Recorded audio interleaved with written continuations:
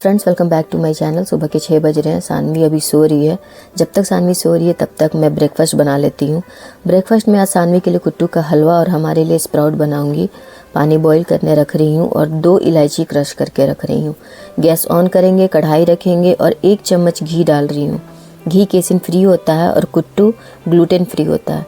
घी में मैं 4 चम्मच कुट्टू का आटा डाल रही हूँ। कुट्टू को अंग्रेजी में बकव्हीट बोलते हैं और बिहार झारखंड में सिंघाड़े का आटा भी बोलते हैं। और भी बहुत नाम होंगे इसके अलग अलग जगह पर, मुझे इतना ही पता है अभी। धीमी आंच पर धीरे धीरे भूनेंगे। 3 चम्मच डेट्स पाउडर ले रही हूँ, साइड में रख रही हूँ, अभी नहीं डालेंगे। उसके बाद फिर मैं भूनूंगी जब तक कि घी हल्का सा सेपरेट ना होने लगे। फिर जो इलायची हमने क्रश करके रखा था वो डाल रही हूँ और थोड़ा सा काजू डाल रही हूँ। वैसे तो काजू वो खाएगी नहीं, साइड कर देती है, बट नहीं खाएगी तो मैं खा लूँगी, खा ली तो अच्छी बात है। गर्म पानी ऐड करूँगी, फिर 2-3 मिनट तक और पकाएंगे और फिर एंड में डेट्स पाउडर डालेंगे और अच्छे से मिलाएंगे और बस हो गया हमारा ग्लूटेन फ्री, शुगर फ्री और केसिन फ्री कुट्टू का हलवा।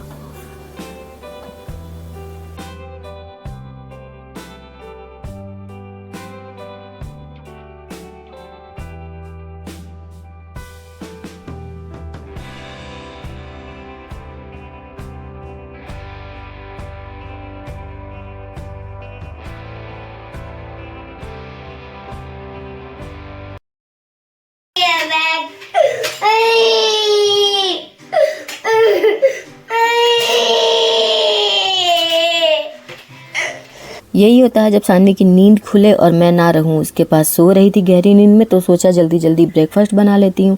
आलोक जिम गया है, 8 बजे तक आएगा।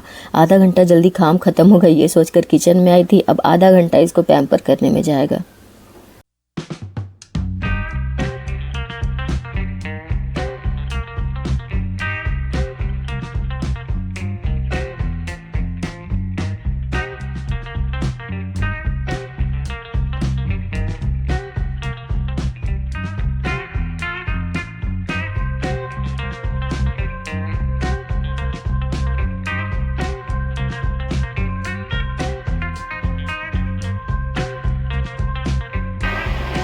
एक दो मम्मा को, मम्मा खा ले ले मम्मा। मम्मा ले ले, खा ले रहे, ठीक है। नहीं, मम्मा खाएगी, मम्मा खा ले मम्मा। आज मैं ही ड्रॉप करने जाऊंगी सानवी को स्कूल। कभी कभी मैं ड्रॉप कर देती हूँ, नहीं तो मॉर्निंग में आलोक ही ड्रॉप करते हुए ऑफिस चला जाता है। स्कूल से आने के बाद लंच कराती हूँ और थोड़ा सा आराम करती हूँ। अगर सानवी सो गई तो ठीक है, नहीं तो 4 बजे से कुछ एक्टिविटी कराना शुरू कर देती हूँ। अभी सानवी की कोई भी स्पीच, कोई भी एक्टिविटी बाहर जैसे ओटी स्पीच कुछ भी नहीं चल रही। जो भी है मैं घर पर ही कराती हूँ। तो 4 बजे से कुछ एक्टिविटीज़ कराना शुरू करती हूँ। ये मेरा अभी रिसेंट का रूटीन है। इसको मैं 2 हिस्सों में डिवाइड करके रखती हूँ हमेशा, एक इंटेंस एक्टिविटी और एक सिंपल एक्टिविटी। इंटेंस एक्टिविटी में मैं हमेशा सानवी को jumping, running, hand walk, animal walk, stretching, ये सब कुछ एक्सरसाइजेस कराती हूँ। मैंने पहले जो वीडियो बनाया है उस पर मैंने थोड़ा सा शेयर किया है इसके बारे में। इससे सानवी की एनर्जी बहुत ड्रेन होती है। अब ये सारे एक्टिविटी मैं कभी कभी मिस कर देती हूँ क्योंकि मेरी जब तबीयत ठीक नहीं होती है, ये कराने में मुझे बहुत मेहनत लगती है, तो ये कभी कभी मिस हो जाती है। और दूसरा है सिंपल एक्टिविटी, जैसे कि पजल सॉल्व करना, सेंसरी प्ले करना, जो एक जगह बैठ के करा सकते हैं। तो अब मैं जो बिल्कुल अभी का टाइमिंग है, मैं शाम को 2 घंटे कराती हूँ बस। जब सानवी 2 साल की थी या 2.5 साल की थी, जब स्टार्टिंग में उसकी जब ऑटिज़म डायग्नोस हुआ था, तब मैं स्कूल और थेरेपी के अलावा घर पे 7-8 घंटे सानवी को देती थी। 7-8 घंटे भी मैं कम ही बोल रही हूँ, 1 मिनट भी मैं उसे नहीं छोड़ती थी। स्कूल और थेरेपी के बाद घर पर मैं उसे 1 सेकेंड के लिए भी डिस्ट्रैक्ट नहीं होने देती थी। हमेशा किसी न किसी चीज़ में इन्वॉल्व रखती थी। ये उस समय की नीड थी क्योंकि वो उस समय 2-2.5 साल की थी और उसी समय उसे ऑटिज़म डायग्नोस हुआ था, तो उस पर एक काम करना बहुत ज़रूरी था। बट अभी थोड़ा सा मैं आराम से चल रही हूँ क्योंकि सानवी पहले से बहुत ज़्यादा बेहतर हो गई है, शांत हो गई है, अब उतना हाइपर नहीं रहती है पहले की तरह। अब मैं जो बोलती हूँ वो करती है एक जगह बैठ के एटलीस्ट। और पिछले 5 सालों में मैंने बहुत काम किया है और अभी मेरी थोड़ी सी सेहत भी ठीक नहीं रह रही है, तो 7-8 घंटे मैं एक्टिविटी नहीं करा सकती हूँ, बट फिर भी मैं शाम को 2 घंटे सानवी को देती हूँ।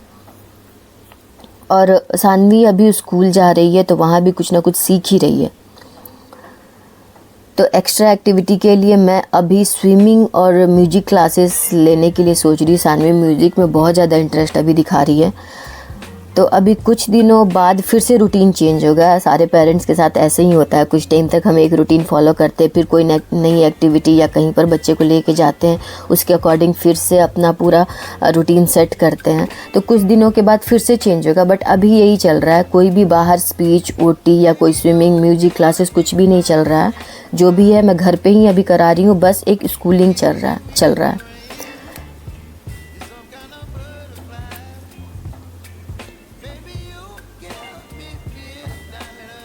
और इन सारे एक्टिविटी में एक एक्टिविटी है जो हम की कंसीडर ही नहीं करते, जो जिसमें कि सबसे ज़्यादा मेहनत मुझे लगता है, वो है कि सानवी का डाइट मेंटेन करके रखना। सुबह क्या देना है और रात में क्या देना है, सुबह को क्या खाना है वो रात में प्लान करना, रात में क्या देना है वो सुबह में प्लान करना। कुछ भी बनाते वक्त ये ध्यान रखना है कि ये ग्लूटेन फ्री है या नहीं है, शुगर फ्री है या नहीं है, केसिन फ्री है या नहीं है। और हमारे बच्चों को पता ही है, थोड़ा सा भी अगर टेस्ट में इधर उधर हुआ तो सारी मेहनत बर्बाद, वो खाएंगे नहीं और फिर से बनाओ। सोशल मीडिया पे भर भर के आपने मीम्स पढ़ा होगा कि लोग परेशान रहते हैं कैसे कि खाने में क्या बनाऊं, और हम हैं जिसे ये भी सोचना है कि खाने में क्या बनाओ जो कि ग्लूटेन फ्री हो, केसिन फ्री हो और शुगर फ्री हो।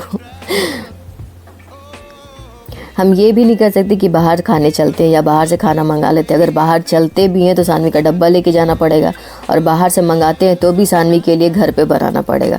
बट अभी थोड़ा सा सानवी का फूड को लेकर जो फिक्सेशन है वो कम हो रहा है। धीरे धीरे बाहर की चीज़ें वो ट्राई कर रही है। जो ट्राई कर रही है मैं वीडियोज़ में बताते भी रहती हूँ कि कैसे वो पहले कुछ भी बाहर का नहीं खाती थी, लेकिन अभी वो डोसा वगैरह खाना शुरू कर रही है बाहर का।